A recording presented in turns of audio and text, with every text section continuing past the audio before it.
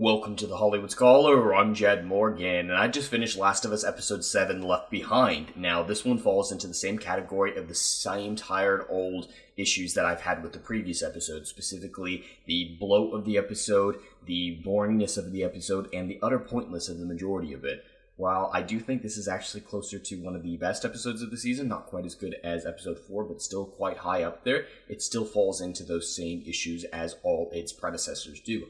At most, this DLC should have been roughly a 20-minute flashback intercut with the present of the story, just like it was done in the DLC of the game. Now, the DLC is something that I don't like as much as the original base Last of Us video game, mainly because, again, the boring factor of the DLC was incredibly annoying, just like it is in this show. And the show managed to make it a little bit better in some instances, so I was pleasantly surprised by that. The best parts of the DLC were the present when Ellie was taking care of Joel, when she's going around fighting the stalkers, when she's finding his medicine. Those parts were the best of the DLC, and the show decided to cut out those parts entirely. They changed the entire search for supplies, the entire search for a helicopter, medic kit, to all that awesome stuff that was in the DLC, mainly the good part of the DLC. They cut that in favor of Ellie just going upstairs in the house that they're in and finding a sewing kit. That was a terrible decision. The good part of the DLC is the thing they cut out, and of course that is right in line with Craig Manson and Neil Druckmann's priorities in the rest of this season. Anything that is good or the best examples of quality from the video game are the first things to be cut utterly and entirely. The same is true of this episode, even if I do believe it is one of the better episodes of the season so far. Now, the reason I believe it's one of the better episodes of the season is because they attempt to do some character work. Now, it's not done great. The acting's poor for the most part, and they still portray Ellie and the newly introduced Riley as incredibly insufferable and incorrigible characters, but they still have a few glimmers of positive character development hidden amongst the muck, and those were enough to shine through and give this episode a slight quality increase over the other predecessors from this initial season.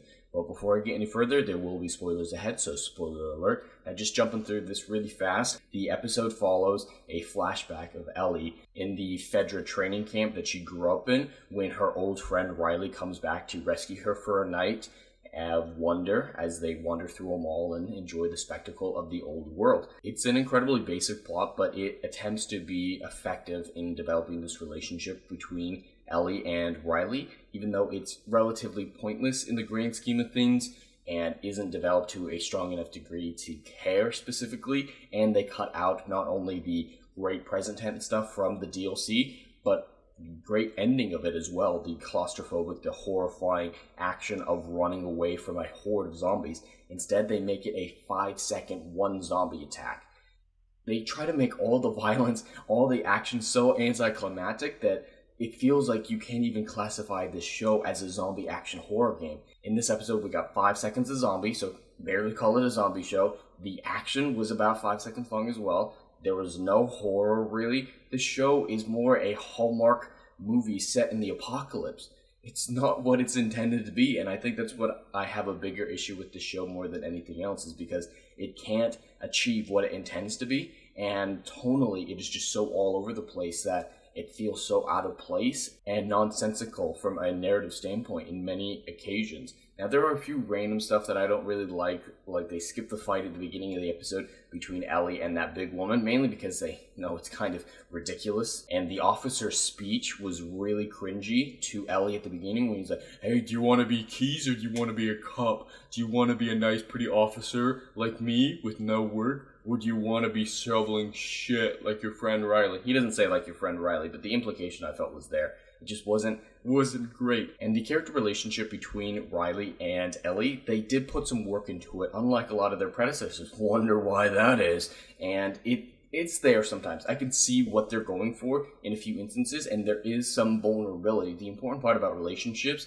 and getting invested in a relationship is the occasional moments of vulnerability. And we saw that specifically in the goodbye, when Riley told Ellie the truth. There were a few instances of vulnerability, and they got rid of their veneers of just incorrigible and really off-putting characters to be real human beings for once. Those moments were few and far between, ultimately resulting in a negative for this episode, because you can't have 99% of your episode featuring horrible characters that you hate because of how unlikable they are, with just a small percentage of actual likable characters to offset the dislikable factor. It's not enough to make this a good episode. And that is the core of the episode, is the relationship between them, and it isn't sold to a further enough degree to justify its existence, let alone its existence as its own whole independent episode. The biggest moments of character work that I did like in this episode was Ellie on the escalator. It's a small moment, but that's the old Ellie getting excited about the randomest stuff, really just going overboard with her wonder. I liked Bella Ramsey's performance for the very first time in the show, and I was more surprised than anybody about that. And the goodbye between Riley and Ellie, I don't think Ellie did a great job in that scene, but Riley, that was her moment to shine in the entire episode, when she's talking about option 1, taking the bullet, or option 2, they spend whatever last minutes they have left together. And I like speeches like that from characters where they prioritize their time together over a lack of pain. And that moment was really well done from the Riley perspective. Besides that, Riley was pretty annoying through most of the episode, but it was a good moment. That's why I have to rate this episode higher than a lot of its predecessors, because there are several tiny moments where you can see those are real characters. They put some effort in. Now we can talk about the writer's motivation to finally put some effort into some character development in another video. But from the bare surface level, they actually tried, and that is something that I have to commend them for, even if I don't necessarily agree with their motivation for trying now when they haven't done previously.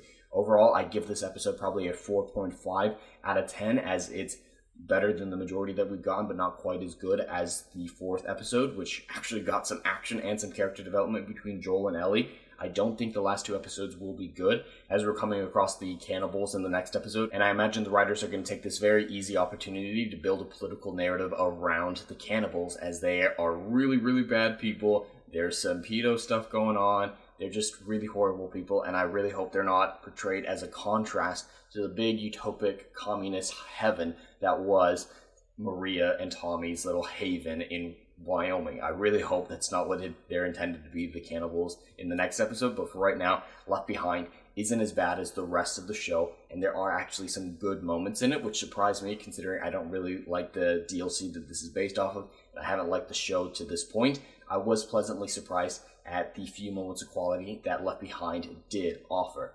But anyway, that's all I have for today. I'd love to hear your thoughts in the comments below. Please like and subscribe, and I'll see you in the next video. Anon.